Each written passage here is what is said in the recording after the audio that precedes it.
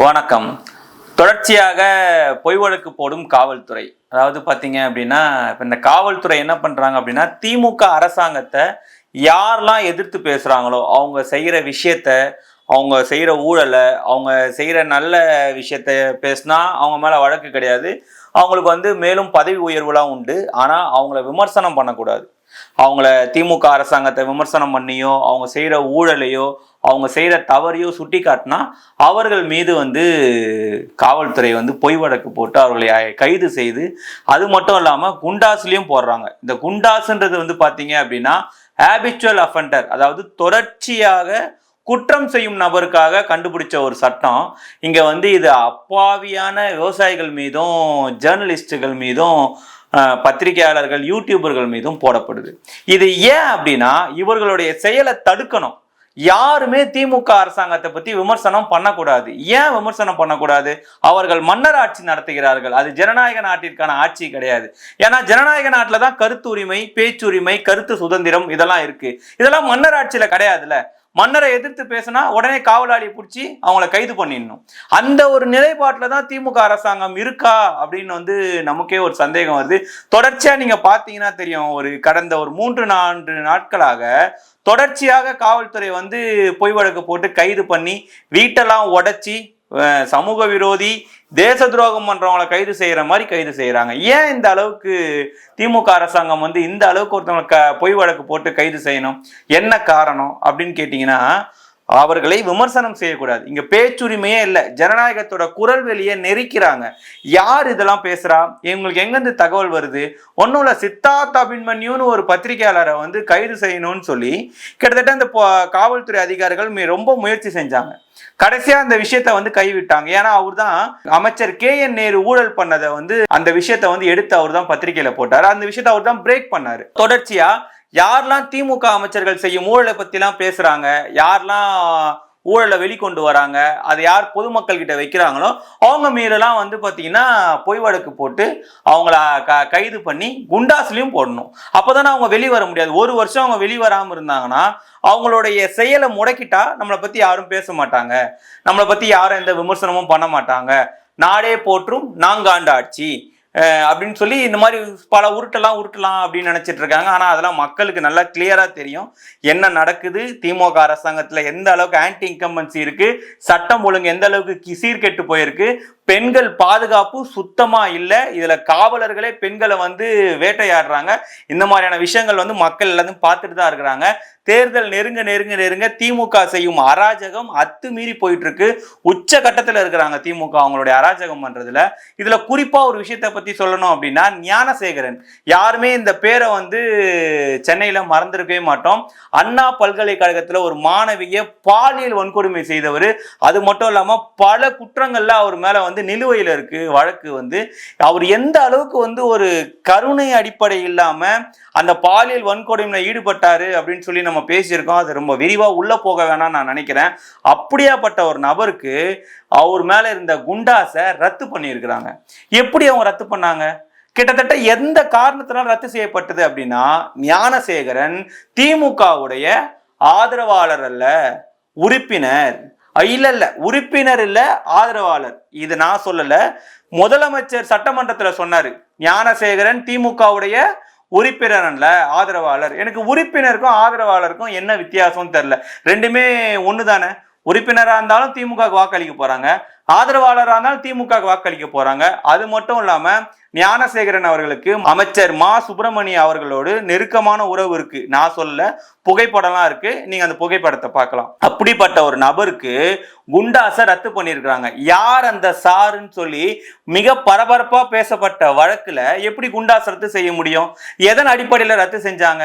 ஆனா இங்க அப்படியே திரும்பி பார்த்தீங்கன்னா, விவசாயிகளுக்கு நாங்க தான் பாதுகாப்பு அப்படின்னு சொன்ன ஸ்டாலின் விவசாயிங்க மேல குண்டாஸ் போட்டிருக்காங்க, விவசாயிங்க மேல பொய் வழக்கு போட்டிருக்காங்க. உங்களுக்கு நினைவு இருக்கும்னு நான் நினைக்கிறேன், மேல்மா விவசாயிகளுக்காக போராடிய அருள் மீது குண்டாஸ் போடப்பட்டது. அதுக்கப்புறம் உயர் நீதிமன்றம் எங்க நம்ம தலையில கொட்டு வைக்க போகுது, தமிழ்நாடு அரசு தலையில, எதனால இவருக்கு குண்டாஸ் போட்டீங்க அப்படின்னு சொல்லி திமுக அரசாங்கமே வேகமா அருள் மேல குண்டாஸ் போட்டு அதுக்கப்புறம் அந்த குண்டாஸையும் ரத்து பண்ணாங்க. இப்போ அதே அருள் மேல திருப்பியும் திமுகவினர் என்ன பண்ணியிருக்காங்க அப்படின்னா வழக்கு பதிவு பண்ணியிருக்காங்க. ஏன் வழக்கு பதிவு பண்ணாங்க தெரியுமா? திருவண்ணாமலையில பார்த்தீங்கன்னா உங்களுக்கு தெரியும், திமுகவுடைய மாநாடு நடந்தது.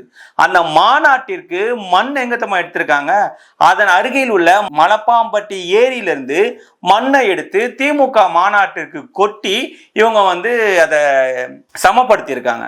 அதுக்கு அருள் என்ன பண்ணாரு, ஏன் ஏரி மண்ணை எடுக்கிறீங்க, ஆத்து மணல் எடுக்கிறதும் ஆத்தா கர்ப்பப்பையை திருடுறதும் ஒண்ணு. இந்த வசனத்தை நீங்க கேட்டிருப்பீங்க.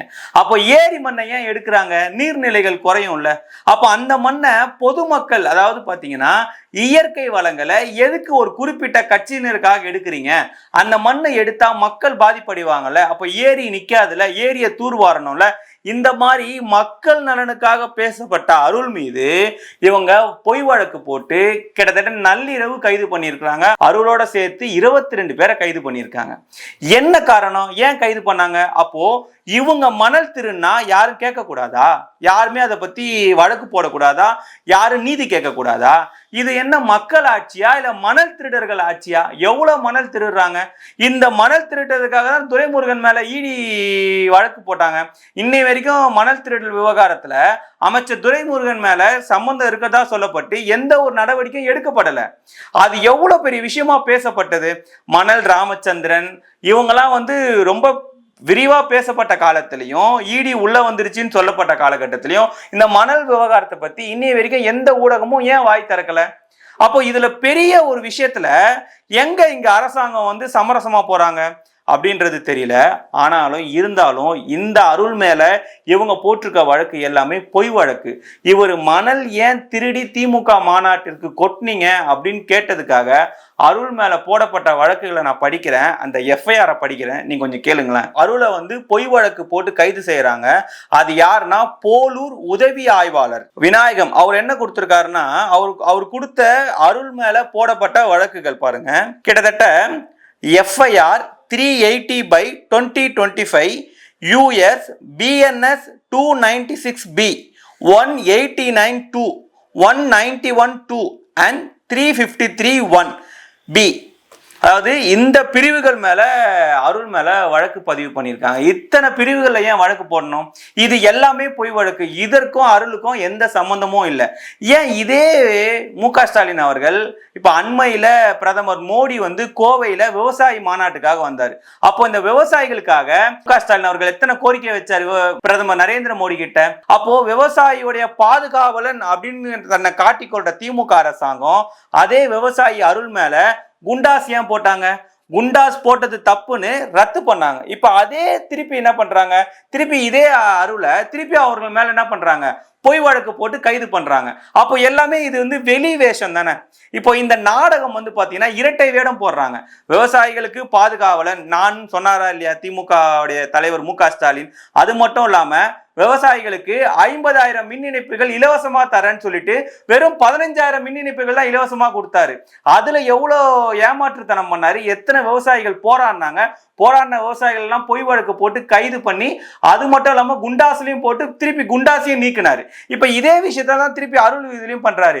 இப்போ அருளை கைது பண்ணி அவங்க வந்து நீதிமன்றத்துல ரிமாண்ட் பண்ணி சிறையில, வேலூர் சிறையில வச்சிருக்கிறாங்க.